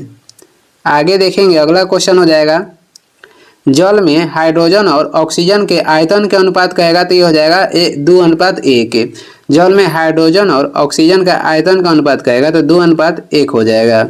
सार्वत्रिक विलायक कहलाता है तो ये कहलाता है जल। शुद्ध जल का क्वथनांक होता है तो शुद्ध जल के क्वथनांक हो जाएगा 100 डिग्री सेल्सियस। शुद्ध जल के द्रव्यमांक होता है तो ये होता है 0 डिग्री सेल्सियस। शुद्ध जल होता है तो शुद्ध जल जो होता है ये वर्षा का जल होता है। शुद्ध जल का पीएच मान होता है तो ये होता है 7 यानी कि उदासीन होता है। आगे देखेंगे जल 2 प्रकार का होता है जो कि कठोर होता है और मृदु होता है, यानी कि मृत जल और कठोर जल। साबुन के साथ झाग उत्पन्न नहीं करता है। जो कठोर जल है ये साबुन के साथ झाग उत्पन्न नहीं करता है। साबुन के साथ झाग उत्पन्न करता है तो मृदु जल ये साबुन के साथ झाग उत्पन्न करता है। आगे देखेंगे जल की अस्थायी कठोरता का कारण क्या है? तो उसमें कैल्शियम एवं मैग्नीशियम के बाइकार्बोनेट का घुले रहना। जल में अस्थायी कठोरता का कारण क्या है? तो कैल्शियम और मैग्नीशियम के क्लोराइड तथा सल्फेट का घुले रहना। जल के अस्थायी कठोरता का कारण हो जाएगा उसमें कैल्शियम एवं मैग्नीशियम के बाइकार्बोनेट के घुले रहना। और जल में कहेगा अस्थायी कठोरता का कारण क्या है? तो कैल्शियम और मैग्नीशियम के क्लोराइड तथा सल्फेट का घुले रहना। आगे देखेंगे जल की अस्थायी तथा अस्थायी कठोरता दूर की जाती है। तो ये जल में सोडियम कार्बोनेट डालकर उसे उबालने से जल में अस्थायी तथा अस्थायी कठोरता को दूर की जाती है। जल की अस्थायी कठोरता दूर करने के लिए सर्वाधिक उपयुक्त कौन सा है? तो ये हो जाएगा पोटेशियम क्लोराइड। अब हम लोग देखेंगे प्रमुख गैस है उनकी प्रकृति। आगे हो जाएगा भोपाल गैस त्रासदी में किस गैस का रिसाव हुआ था? तो ये हुआ था मिथाइल आइसोसाइनेट का, जिसका सूत्र हो जाएगा CH3NCO। भोपाल गैस त्रासदी हुई थी तो ये हुई थी 3 दिसंबर 1984 को। कंपनी का नाम कहेगा तो यूनियन कार्बाइड कंपनी था। भोपाल गैस त्रासदी का जिम्मेदार किसे माना जाता है? तो भोपाल गैस त्रासदी का जिम्मेदार कहेगा तो ये माना जाता है वारेन एंडरसन को। आशरू गैस कहलाता है क्लोरो एसिटोफिनोन, ये आशरू गैस कहलाता है। आशरू गैस में प्रयोग किया जाता है अमोनिया का प्रयोग करते हैं। आशरू गैस का प्रयोग किया जाता है अनियंत्रित भीड़ को तीतर बितर करने के लिए आशरू गैस का प्रयोग करते हैं। हंसाने वाली गैस कहलाता है तो ये नाइट्रस ऑक्साइड कहलाता है। हास्य गैस यानी लाफिंग गैस की खोज कौन किए थे? तो ये किए थे प्रिस्टले ने। आगे बढ़ेंगे, अगला क्वेश्चन हो जाएगा गुब्बारों में भरी जाती है तो गुब्बारों में भरी जाती है हीलियम गैस। कैल्शियम कार्बाइड पर जल की प्रतिक्रिया द्वारा उत्पन्न होने वाली गैस कौन सी है? तो ये हो जाएगा एसिटिलीन गैस। कच्चे फलों को पकाने के लिए प्रयोग किया जाता है एथिलीन या एसिटिलीन गैस का प्रयोग करते हैं कच्चे फलों को पकाने के लिए। वेल्डिंग में प्रयुक्त गैस हो जाएगा एसिटिलीन तथा ऑक्सीजन। वेल्डिंग में प्रयुक्त गैस हो जाएगा एसिटिलीन तथा ऑक्सीजन। चूने के पानी को दूधिया कर देता है तो चूने के पानी को दूधिया कर देता है कार्बन डाइऑक्साइड। CO2 गैस की प्रकृति क्या होती है? तो ये होती है अम्लीय।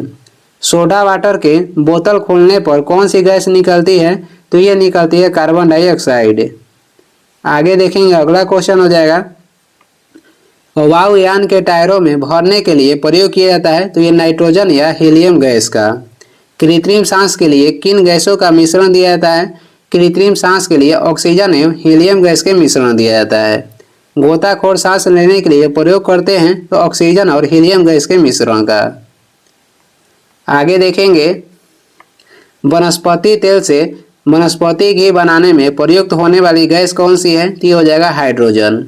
फूलों का रंग कौन सी गैस उड़ाती है? तो ये गैस हो जाएगा क्लोरीन गैस। वाहनों से निकलने वाली प्रदूषित गैस होती है तो ये होती है carbon monoxide. Carbon monoxide gas की प्रकृति कैसी होती है? तो ये होती है उदासीन।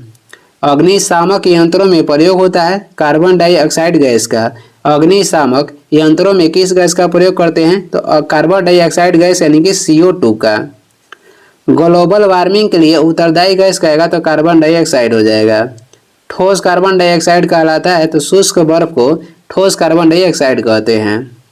गर्म करने पर सीधे गैस में परिवर्तित हो जाता है तो ये होता है शुष्क बर्फ है। सोडा वाटर बनाने में प्रयुक्त होता है CO2 गैस। सोडा वाटर बनाने में प्रयुक्त होता है CO2 गैस। अम्ल भस्म लवण के बारे में देखेंगे। अम्ल के स्वाद कैसा होता है? तो ये होता है खट्टा। और क्षार जिसे भस्म कहते हैं इसका स्वाद होता है कड़वा। आगे देखेंगे, अगला क्वेश्चन हो जाएगा अम्ल एवं क्षार की अभिक्रिया के स्वरूप बनने वाला पदार्थ कहलाता है तो ये कहलाता है लवण। अम्ल का pH मान होता है तो ये 7 से कम होता है और क्षार के pH मान 7 से अधिक होता है। नीले लिटमस पत्र को लाल कर देता है तो ये हो जाएगा अम्ल और लाल लिटमस पत्र को नीला कर देता है तो ये हो जाएगा क्षार। लिटमस पत्र प्राप्त किया जाता है तो लिटमस पत्र जो पत्र ये लाइकेन से प्राप्त होता है। आगे देखेंगे सिरका में पाया जाता है तो सिरका में पाया जाता है एसेटिक अम्ल और सिरका का रासायनिक नाम कहेगा तो ये भी हो जाएगा एसेटिक अम्ल। चींटी या बिच्छू के डंक में होता है तो इसमें होता है फार्मिक अम्ल। नींबू संतरा में पाया जाता है तो नींबू और संतरा में साइट्रिक अम्ल होता है। फिटकिरी व सोरा में होता है तो ये होता है नाइट्रिक अम्ल। दूध में पाया जाता है लैक्टिक अम्ल। सेब में कौन सा अम्ल पाया जाता है? तो इसमें पाया जाता है मौलिक अम्ल। आगे देखेंगे मक्खन में पाया जाता है, मक्खन में ब्यूटारिक अम्ल पाया जाता है। इमली तथा अंगूर में होता है तो इसमें होता है टार्टेरिक अम्ल। खट्टे फलों में पाया जाता है एस्कॉर्बिक अम्ल। आंवला मुख्य स्रोत है तो ये एस्कॉर्बिक अम्ल का मुख्य स्रोत है। रसायन उद्योग में तेजाब के रूप में जाना जाता है तो सल्फ्यूरिक अम्ल को। आगे बढ़ेंगे, आगे हो जाएगा अम्लों के राजा है तो सल्फ्यूरिक अम्ल है। फोटोग्राफी कपड़े पर से जंग के दाग तथा स्याही के धब्बे को हटाने के लिए प्रयोग किया जाता है, ऑक्जेलिक अम्ल का प्रयोग करते हैं। मांसपेशियों में किस अम्ल के एकत्रित होने पर थकावट महसूस होती है तो यह अम्ल हो जाएगा लैक्टिक अम्ल। आगे बढ़ेंगे, अगला क्वेश्चन है बेकिंग पाउडर के निर्माण में किस अम्ल का प्रयोग करते हैं। बेकिंग पाउडर के निर्माण में टार्टेरिक अम्ल का प्रयोग होता है। अम्ल में कौन सा तत्व के परमाणु अनिवार्य रूप में रहता है तो इसमें हाइड्रोजन अनिवार्य रूप में रहता है। अम्ल राज जिसे एक्वा रेजिया कहते हैं, इसका मिश्रण हो जाएगा हाइड्रोक्लोरिक तथा नाइट्रिक अम्ल का। अम्ल राज के सूत्र हो जाएगा HNO3 + 3HCl। आगे बढ़ेंगे, अगला क्वेश्चन हो जाएगा फलों को संरक्षित करने तथा रबड़ में स्कंदन में प्रयुक्त होता है तो हो जाएगा फॉर्मिक अम्ल। खाद्य पदार्थों के संरक्षण तथा तंबाकू शोधन में प्रयुक्त होता है तो ये होता है बेंजोइक अम्ल। जब वर्षा के जल का pH मान 5.6 से कम हो जाता है तो उसे कहते हैं अम्लीय वर्षा। आगे बढ़ेंगे, अगला क्वेश्चन हो जाएगा अम्ल वर्षा मिश्रण है तो ये सल्फर डाइऑक्साइड तथा नाइट्रोजन ऑक्साइड का ये मिश्रण है। अम्ल वर्षा सर्वाधिक कहाँ पे होता है तो सर्वाधिक होता है नॉर्वे में। साधारण नमक का रासायनिक नाम क्या है तो ये हो जाएगा सोडियम क्लोराइड। समुद्र जल में सर्वाधिक मात्रा में पाए जाने वाला लवण कौन सा है तो समुद्र जल में सर्वाधिक मात्रा में पाए जाने वाला लवण हो जाएगा सोडियम क्लोराइड। डिहाइड्रेशन से प्रायः किस पदार्थ की कमी होती है तो डिहाइड्रेशन में सोडियम क्लोराइड का कमी हो जाता है। और कहीं कहीं आपको जल भी देखने को मिलेगा, यानी दोनों की कमी होता है, सोडियम क्लोराइड और जल दोनों का। अग्निशामक यंत्र में किस गैस का उपयोग होता है तो अग्निशामक यंत्र में कार्बन डाइऑक्साइड का उपयोग होता है। आगे देखेंगे, अगला क्वेश्चन हो जाएगा, आगे पढ़ेंगे विलयन के pH मान के बारे में। किसी विलयन की अम्लीयता और क्षारीयता को व्यक्त करता है तो ये करता है pH मान। pH मान का निर्धारण किसने किया था तो ये किए थे सोरेनसन ने। उदासीन विलयन का pH मान होता है तो उदासीन विलयन के pH मान होता है 7। अम्लीय विलयन का pH मान कितना होता है, अम्लीय विलयन के pH मान होता है 7 से कम। और क्षारीय विलयन का pH मान कहेगा तो ये 7 से अधिक होता है। रक्त का pH मान कितना होता है तो रक्त के pH मान होता है 7.4। आगे बढ़ेंगे, अगला क्वेश्चन हो जाएगा समुद्री जल का pH मान होता है, समुद्री जल के pH मान हो जाएगा 8.4। अशुद्ध जल जिसे शुद्ध जल कहते हैं, इसका pH मान कितना होता है तो ये होता है 7। दूध का pH मान होता है 6.4 होता है दूध के pH मान। और मूत्र का pH मान होता है तो ये होता है 6। नींबू का pH मान होता है, नींबू के pH मान हो जाएगा 2.2। कॉफ़ी का pH मान होता है तो कॉफ़ी के pH मान 5.5 होता है। अंडा का pH मान होता है 7.7 होता है। सिरका का pH मान कितना होता है तो 2.4 होता है। आगे बढ़ेंगे, अगला क्वेश्चन हो जाएगा शराब का pH मान होता है तो शराब के 2.8 होता है। हाइड्रोकार्बन के बारे में अब पढ़ेंगे। कार्बन एवं हाइड्रोजन के यौगिक कहलाते हैं तो ये कहलाते हैं हाइड्रोकार्बन। संतृप्त हाइड्रोकार्बन कहलाता है एल्केन, ये इसे संतृप्त हाइड्रोकार्बन कहते हैं। और असंतृप्त हाइड्रोकार्बन किसे कहते हैं, एल्कीन को असंतृप्त हाइड्रोकार्बन कहते हैं और एल्केन को संतृप्त हाइड्रोकार्बन कहते हैं। एल्केन का सामान्य सूत्र क्या है तो ये हो जाएगा CnH2n+2। आगे बढ़ेंगे, एल्कीन का सामान्य सूत्र है तो ये हो जाएगा CnH2n। एल्कीन के CnH2n होता है। एक या त्रिअबंध वाले असंतृप्त हाइड्रोकार्बन कहलाता है तो ये कहलाता है एल्काइन। एक या त्रिअबंध वाले असंतृप्त हाइड्रोकार्बन कहलाता है तो ये एल्काइन कहलाता है। एल्काइन का सूत्र होता है CnH2n-2 होता है। हाइड्रोकार्बन का प्राकृतिक स्रोत है तो ये हो जाएगा पेट्रोलियम यानी कि कच्चा तेल। हाइड्रोकार्बन का प्राकृतिक स्रोत पेट्रोलियम हो जाएगा यानी कि कच्चा तेल। आगे बढ़ेंगे, कच्चा पेट्रोलियम को शुद्ध किया जाता है तो ये प्रभाजी आसवन के द्वारा। कच्चा पेट्रोलियम को शुद्ध किया जाता है प्रभाजी आसवन के द्वारा। पेट्रोलियम के विभिन्न अवयव अलग किए जाते हैं तो ये प्रभाजी आसवन विधि के द्वारा पेट्रोलियम के विभिन्न अवयव को अलग किया जाता है। वैसलीन निकाला जाता है, तो वैसलीन निकाला जाता है पेट्रोलियम से। द्रव्य सोना कहलाता है, द्रव्य सोना किसे कहते हैं? पेट्रोलियम को द्रव्य सोना कहते हैं। पेट्रोलियम की गुणवत्ता प्रदर्शित की जाती है, तो पेट्रोलियम की गुणवत्ता प्रदर्शित की जाती है ऑक्टेन संख्या से। वही डीजल कहेगा, डीजल की गुणवत्ता किससे व्यक्त की जाती है? तो ये की जाती है C10 से, और वही पेट्रोलियम कहेगा तो ऑक्टेन से। आगे देखेंगे, अगला क्वेश्चन हो जाएगा पेट्रोल मिश्रण है, तो यह हाइड्रोकार्बन का मिश्रण है। गैसोलीन या पेट्रोल प्राप्त किया जाता है, तो ये कच्चा पेट्रोलियम से प्रभाजी आसवन विधि के द्वारा। गैसोलीन या पेट्रोल प्राप्त किया जाता है, तो कच्चा पेट्रोलियम से प्रभाजी आसवन के द्वारा।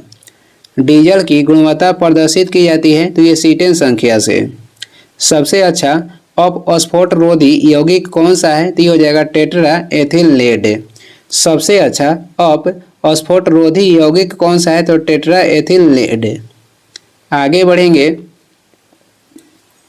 पेट्रोल की अस्फोटक रोधी गुणवत्ता को बढ़ाने में उसमें क्या मिलाया जाता है? तो उसमें मिलाया जाता है टेट्रा एथिल लेड। गैसोहॉल मिश्रण होता है, तो ये गैसोलीन एवं एथेनॉल का मिश्रण होता है। गैसोहॉल मिश्रण होता है, तो गैसोलीन एवं एथेनॉल का। जब एक ही प्रकार के एक से अधिक अणु आपस में जुड़कर कोई अधिक अणु भार वाला बड़ा अणु बनाते हैं, तो ये कहलाते हैं बहुलीकरण।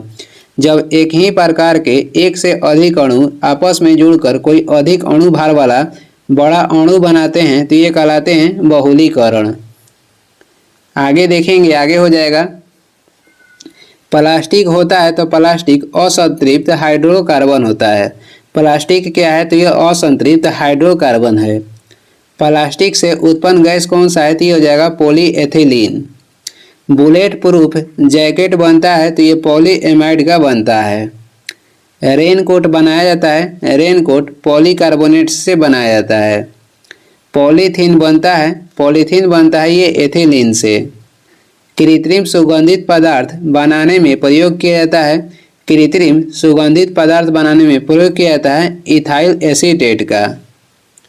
आगे बढ़ेंगे, आगे हो जाएगा प्राकृतिक गैस एवं ईंधन के बारे में पढ़ेंगे। प्राकृतिक गैस का मुख्य संगठक है, तो प्राकृतिक गैस के मुख्य संगठक हो जाएगा मीथेन, एथेन, प्रोपेन और ब्यूटेन। प्राकृतिक गैस का मुख्य संगठक हो जाएगा मीथेन, एथेन, प्रोपेन और ब्यूटेन। प्राकृतिक गैस में सर्वाधिक होती है, तो प्राकृतिक गैस में सर्वाधिक मीथेन होता है। मार्स गैस कहलाता है, मार्स गैस मीथेन को कहते हैं। कोयले की खानों से निकलती है, तो कोयले की खान से मीथेन गैस निकलती है।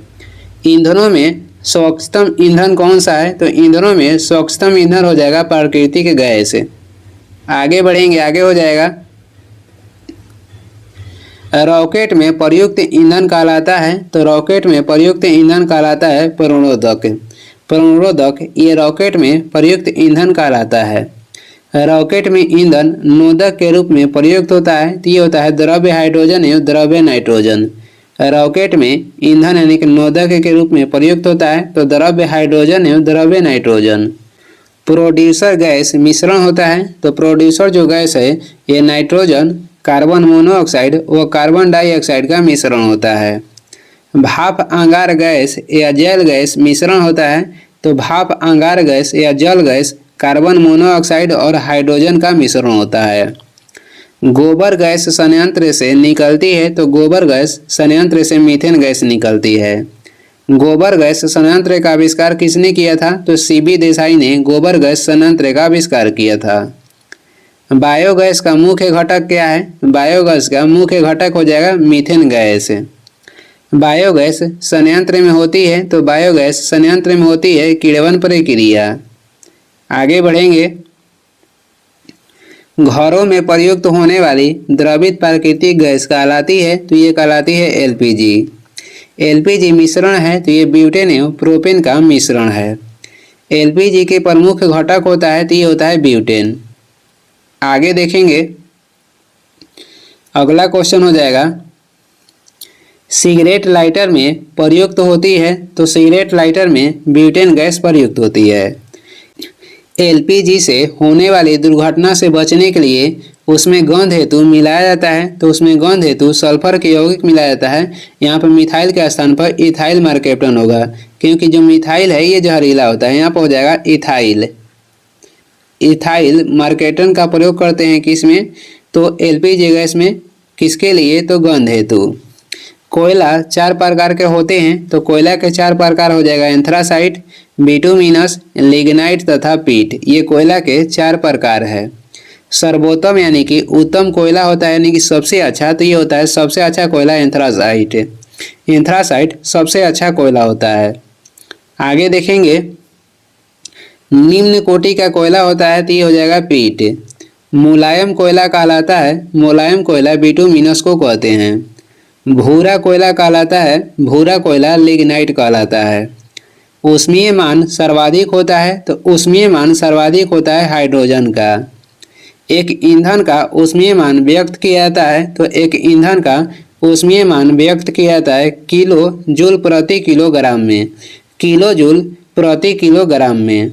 आगे बढ़ेंगे, अगला क्वेश्चन हो जाएगा प्राकृतिक रबड़ एवं रेशे के बारे में पढ़ेंगे। प्राकृतिक रबड़ को कठोर बनाने के लिए उसमें मिलाया जाता है, तो प्राकृतिक रबड़ को कठोर बनाने के लिए उसमें कार्बन मिलाया जाता है। रबड़ को सल्फर से गर्म कर उसकी गुणवत्ता को बढ़ाने की प्रक्रिया कहलाती है, तो ये कहलाती है बलनीकरण। रबड़ आसानी से घुल जाता है, तो रबड़ आसानी से घुल जाता है SO2 में। सल्फर डाइऑक्साइड में रबड़ आसानी से घुल जाता है। पीवीसी किसके बहुलीकरण द्वारा प्राप्त किया जाता है, तो पीवीसी विनाइल क्लोराइड के बहुलीकरण के द्वारा प्राप्त किया जाता है। आगे देखेंगे, नायलॉन का आविष्कार किसने किया, तो नायलॉन के आविष्कार किए थे डॉक्टर बैलेस एच कैराथर्स ने 1935 में। मानव द्वारा संश्लिष्ट पहला रेशा कौन सा है, तो ये हो जाएगा नायलॉन। और कृत्रिम सिल्क कहलाता है, तो कृत्रिम सिल्क रेयॉन कहलाता है। रेयॉन का निर्माण होता है, तो ये होता है सेलुलोज से। रेयॉन के निर्माण सेलुलोज से होता है। प्रकृति में सबसे अधिक मात्रा में पाए जाने वाला कार्बन यौगिक कहेगा, तो ये हो जाएगा सेलुलोज। प्राकृतिक में सबसे अधिक मात्रा में पाए जाने वाला कार्बनिक यौगिक हो जाएगा सेलुलोज। सेलुलोज होता है, तो ये प्राकृतिक बहुलक होता है। आगे देखेंगे, आगे हो जाएगा कागज बनता है, तो कागज शुद्ध सेलुलोज से बनता है। कांच एवं उसके उपयोग के बारे में पढ़ेंगे। कांच या शीशा होता है, तो कांच या शीशा ये होता है अतिशीतित द्रव्य।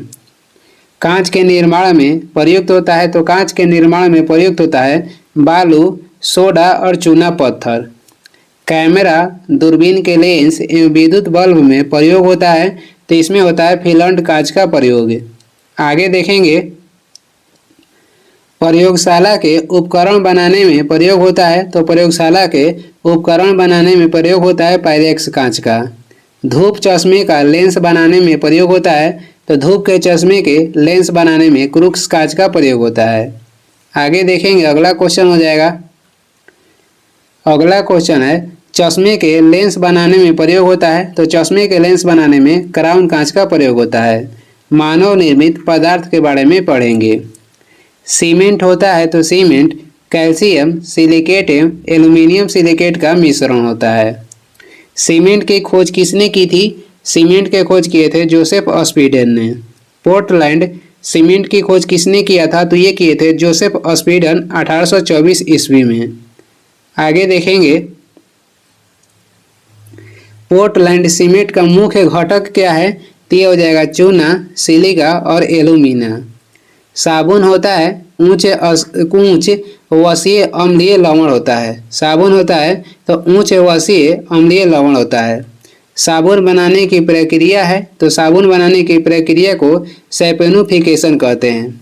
सैपेनुफिकेशन कहते हैं साबुन बनाने की प्रक्रिया को। साबुन बनाने में किसका प्रयोग होता है, वनस्पति तेल, वसा या कास्टिक पोटाश का। वनस्पति तेल, वसा और एक कास्टिक पोटाश का प्रयोग होता है साबुन बनाने में। प्रयोगशाला में संश्लेषित पहला कार्बनिक पदार्थ कौन सा है, तो ये हो जाएगा यूरिया। प्रयोगशाला में संश्लेषित पहला कार्बनिक पदार्थ हो जाएगा यूरिया। यूरिया का संश्लेषण पहली बार किसने किया था, तो ये किया था बॉलर ने। आगे देखेंगे यूरिया में नाइट्रोजन की प्रतिशत मात्रा कितनी होती है। यूरिया में नाइट्रोजन की प्रतिशत मात्रा होता है 46%। यूरिया उर्वरक में नाइट्रोजन मौजूद होता है तो ये एमाइड के रूप में मौजूद होता है। यूरिया के रासायनिक सूत्र कहेगा तो ये हो जाएगा NH2CONH2। यूरिया अधिकतम पाया जाता है तो ये मूत्र में अधिकतम पाया जाता है। मूत्र दुर्गंध देता है तो ये यूरिया के कारण ही देता है। अब हम पढ़ेंगे रासायनिक नाम एवं उसके सूत्र। आगे देखेंगे चूना पत्थर का रासायनिक नाम क्या है तो ये हो जाएगा कैल्शियम कार्बोनेट। सूत्र हो जाएगा CaCO3। दंतमंजन पेस्ट का पाउडर बनाने के लिए उपयोग किया जाता है तो कैल्शियम कार्बोनेट का। मोती बना होता है, मोती कैल्शियम कार्बोनेट से बना होता है। संगमरमर का रासायनिक नाम क्या है तो ये हो जाएगा कैल्शियम कार्बोनेट। आगे देखेंगे, आगे हो जाएगा बिना बूझा चूना या काली चूना का रासायनिक नाम क्या है तो ये हो जाएगा कैल्शियम ऑक्साइड। बूझा हुआ चूना का रासायनिक नाम क्या है तो बूझा हुआ चूना का रासायनिक नाम हो जाएगा कैल्शियम हाइड्रोक्साइड। रासायनिक दृष्टि से चूना का पानी होता है तो रासायनिक दृष्टि से चूने के पानी होता है कैल्शियम हाइड्रोक्साइड। शुष्क बूझे हुए चूने के ऊपर क्लोरीन गैस प्रवाहित करने से प्राप्त होती है तो ये प्राप्त होती है विरंजक चूर्ण, जिसे ब्लीचिंग पाउडर कहते हैं। आगे देखेंगे विरंजक चूर्ण का रासायनिक नाम क्या है तो ये हो जाएगा कैल्शियम ऑक्सीक्लोराइड। Calcium oxychloride. आगे बढ़ेंगे, अगला क्वेश्चन हो जाएगा ब्लीचिंग पाउडर का प्रयोग होता है तो पीने के जल के शुद्धिकरण करने में ब्लीचिंग पाउडर का प्रयोग होता है। प्लास्टर ऑफ पेरिस का रासायनिक नाम क्या है तो ये हो जाएगा calcium sulphate hemihydrate. Plaster of Paris के रासायनिक नाम हो जाएगा कैल्शियम सल्फेट हेमीहाइड्रेट। प्लास्टर और पेरिस बनता है तो प्लास्टर ऑफ पेरिस बनता है ये जिप्सम से। जिप्सम का सूत्र होता है तो जिप्सम के सूत्र हो जाएगा CaSO4 2H2O। 2H2O CaSO4 होता है ये जिप्सम का सूत्र है। नीला थोथा का रासायनिक नाम क्या है तो नीला थोथा के रासायनिक नाम हो जाएगा कॉपर सल्फेट। सूत्र हो जाएगा CuSO4। बेकिंग सोडा का रासायनिक नाम हो जाएगा सोडियम बाइकार्बोनेट। सूत्र हो जाएगा NaHCO3। आगे देखेंगे बेकिंग सोडा को खाने वाला सोडा भी कहते हैं। धोवन सोडा का रासायनिक नाम हो जाएगा सोडियम कार्बोनेट। सूत्र हो जाएगा Na2CO3। कास्टिक सोडा का रासायनिक नाम क्या है तो सोडियम हाइड्रोक्साइड है। सूत्र होता है NaOH। कीटाणुनाशक के रूप में प्रयोग किया जाता है तो कीटाणुनाशक के रूप में विरंजक चूर्ण तथा DDT का प्रयोग करते हैं। DDT के पूरा नाम क्या हो जाएगा डाइक्लोरो डाइफिनाइल ट्राइक्लोरोइथेन। डाइक्लोरो डाइफिनाइल ट्राइक्लोरोइथेन होता है DDT के पूरा नाम। आगे बढ़ेंगे, अगला क्वेश्चन है DDT कीटाणुनाशक बनाया जाता है तो ये क्लोरल से बनाया जाता है। चिली सोडा रासायनिक नाम है तो चिली सोडा के रासायनिक नाम हो जाएगा सोडियम नाइट्रेट। सोडियम नाइट्रेट ये चिली सोडा का रासायनिक नाम हो जाएगा NaNO3। गमैक्सिन का रासायनिक नाम क्या है तो बेंजीन हेक्साक्लोराइड। ये गमैक्सिन के रासायनिक नाम हो जाएगा। नीलम का रासायनिक सूत्र क्या है तो Al2O3। ये नीलम के रासायनिक सूत्र हो जाएगा। माणिक्य और नीलम रासायनिक रूप से जाने जाते हैं तो एल्युमिनियम ऑक्साइड के रूप में। आगे देखेंगे यूरिया का रासायनिक नाम क्या है तो ये हो जाएगा कार्बामाइड। ये यूरिया का रासायनिक नाम हो जाएगा। कार्बामाइड का सूत्र होता है NH2CONH2। ग्लूकोज का सूत्र होता है C6H12O6। अब हम लोग देखेंगे रासायनिक विस्फोट के बारे में। रासायनिक विस्फोटक के बारे में देखेंगे। सर्वाधिक प्रयोग में आने वाला विस्फोटक कौन सा है तो ये हो जाएगा ट्राइनाइट्रोटोल्यूइन, जिसे शॉर्ट में TNT कहते हैं। सर्वाधिक प्रयोग में आने वाला विस्फोटक के नाम हो जाएगा ट्राइनाइट्रोटोल्यूइन। TNT के पूरा नाम क्या है तो ये हो जाएगा ट्राइनाइट्रोटोल्यूइन। आगे देखेंगे